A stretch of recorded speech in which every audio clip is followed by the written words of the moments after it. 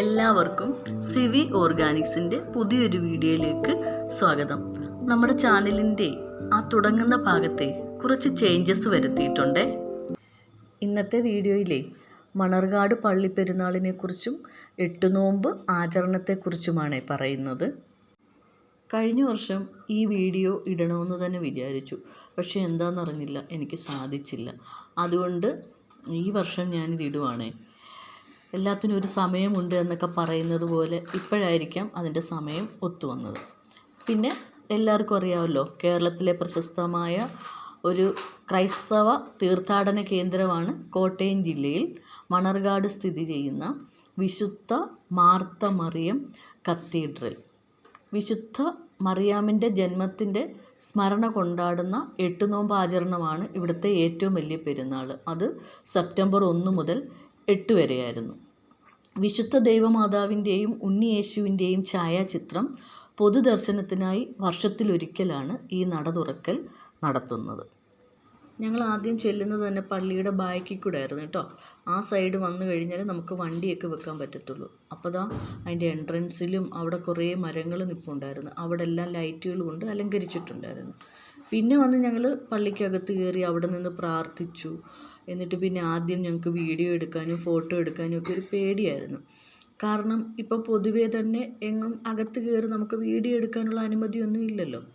അതുകൊണ്ട് തന്നെ നോക്കിയപ്പോൾ ഉണ്ട് ഒരുപാട് ആൾക്കാർ നിന്ന് ഫോട്ടോയും വീഡിയോസും ഒക്കെ എടുക്കുന്നു. അത് കണ്ടപ്പോൾ പിന്നെ ഞങ്ങളും കൂടെ വീഡിയോസൊക്കെ എടുത്തേക്കാമെന്ന് വിചാരിച്ചു. പിന്നെ അവിടെ നിന്ന് ഒരുപാട് നേരം പ്രാർത്ഥിച്ചു. പിന്നെ എന്തോ ആ പ്രാർത്ഥന നമുക്കൊരു പോസിറ്റീവ് വൈബാണ് തന്നത്. പിന്നെ സന്തോഷം കൊണ്ടാണോ വിഷമം കൊണ്ടാണോ എന്നൊക്കെ അറിയത്തില്ല, കണ്ണുകളൊക്കെ ഇങ്ങനെ നിറഞ്ഞു പോയി, ഒരുപാട് പ്രാർത്ഥിച്ചതല്ലേ. പിന്നെ ഞങ്ങൾ പൈസയൊക്കെ നേർച്ചയിട്ട് പിന്നെ പുറത്തോട്ട് വന്നപ്പോൾ മുത്തുക്കുടകൾ കൊണ്ട് പ്രദക്ഷിണം ചെയ്യുന്നത് കണ്ടിരുന്നു. കഴിഞ്ഞ വർഷം ഞങ്ങളിത് മുത്തുക്കുട എടുത്ത് പ്രദക്ഷിണം ചെയ്തിരുന്നു. ഈ വർഷം പക്ഷേ അത് ചെയ്തില്ല. പിന്നെ ഞങ്ങൾ മെഴുകുതിരി കത്തിക്കുന്നിടത്തേക്കാണ് പോയത് കേട്ടോ. ആ വന്നപ്പോൾ തന്നെ ഞങ്ങൾ അവിടുന്ന് ഒരു അമ്മയുടെ കയ്യിൽ നിന്ന് മെഴുകുതിരിയൊക്കെ വാങ്ങിച്ചുകൊണ്ടാണ് പോയത്. പിന്നെ പോയി അതെല്ലാം കത്തിച്ചു പ്രാർത്ഥിച്ചു. അത് കഴിഞ്ഞ് പിന്നെ ഇച്ചിരി നേരമൊക്കെ നിന്ന് കഴിഞ്ഞപ്പോഴാണ് ചിന്തിക്കട കാണണമല്ലോ. ഇവിടെ ഞാൻ കോട്ടയത്ത് വന്നു കഴിഞ്ഞതിന് ശേഷം ഈ ചിന്തിക്കടയെന്ന് കേൾക്കുന്നത്. എൻ്റെ നാട്ടിലൊക്കെ ചിന്തിക്കടയെന്ന് പറയത്തില്ല, ഞങ്ങൾ വെറും കടകളിനെ പറയത്തുള്ളൂ. മാല വിൽക്കുന്ന കടയെന്നും പൊരി വിൽക്കുന്ന കടയെന്നൊക്കെയാണ് പറയുന്നത് കേട്ടോ. ഇവിടെ ചിന്തിക്കടയെന്ന് പറയുന്നുണ്ട്. ഇപ്പം ഞാനും അത് ചിന്തിക്കടയെന്ന് അങ്ങ് പഠിച്ചു. അങ്ങനെ കുറേ കടകളൊക്കെ ഉണ്ടായിരുന്നല്ലോ. എല്ലാ സാധനങ്ങളും വീട്ടു സാധനങ്ങളൊക്കെ വാങ്ങിക്കാനുള്ളതും ഞങ്ങൾ 1-2 സാധനങ്ങളൊക്കെ വാങ്ങിച്ചേ, അത്യാവശ്യം വേണ്ടതൊക്കെ. എന്നിട്ട് പിന്നെ വേറൊരു കടയിൽ വന്നിട്ട് ഈ ഉഴുന്നാട വാങ്ങിക്കും. കാര്യം ഞങ്ങളുടെ പപ്പ ഉള്ള സമയത്താണെങ്കിൽ ഉഴുന്നാട പപ്പയ്ക്ക് ഭയങ്കര ഇഷ്ടം. അപ്പോൾ അതുകൊണ്ട് ഞങ്ങൾ എപ്പോഴും അത് വാങ്ങിക്കും. ഇപ്പോൾ പപ്പ മരിച്ചു പോയി എങ്കിലും ഞങ്ങളത് കാണുന്ന ഉടനെ വാങ്ങിക്കും. അങ്ങനെ അതൊക്കെ വാങ്ങിച്ചു. പിന്നെ കമ്മലോ പൊട്ടും അങ്ങനെയൊക്കെയുള്ള കുറേ സാധനങ്ങളൊക്കെ വാങ്ങിച്ചു. അവിടെ ചെന്ന് കാണാൻ തന്നെ എന്തൊരു ഭംഗിയാണ്. എല്ലാം നല്ല കളർഫുള്ളായിട്ടുള്ള കാര്യങ്ങളായിരുന്നു കേട്ടോ.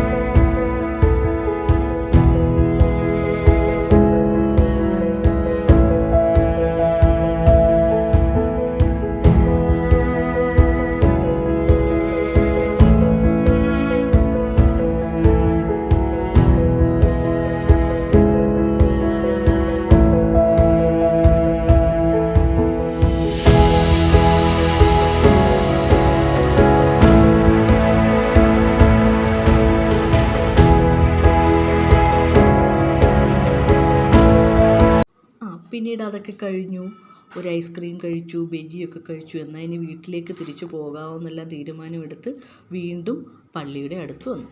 അപ്പോൾ അവിടുത്തെ ലൈറ്റ് ഷോ ഒക്കെ ഇനി ഇച്ചിരി കണ്ടിട്ട് പോകാമെന്ന് വിചാരിച്ചു. അങ്ങനെ അവിടെ നിന്ന് ഞങ്ങൾ ലൈറ്റ് ഷോ കണ്ടു.